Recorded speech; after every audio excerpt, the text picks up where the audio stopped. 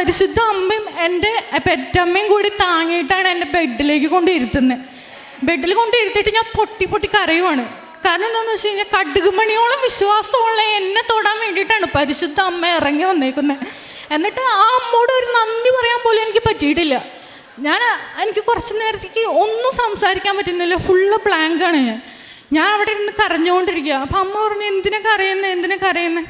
അപ്പം ഞാൻ എൻ്റെ കൈയൊക്കെ ഇങ്ങനെ വെറുതെ വെക്കാൻ പറ്റില്ല, ഇങ്ങനെ ഷിവർ ചെയ്തുകൊണ്ടിരിക്കും.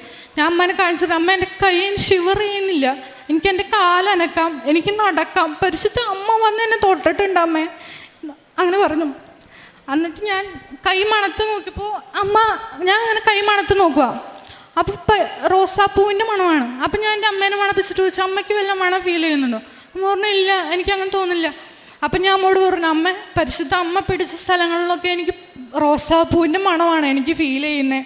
അങ്ങനെ ഞാൻ അമ്മോട് പറഞ്ഞു.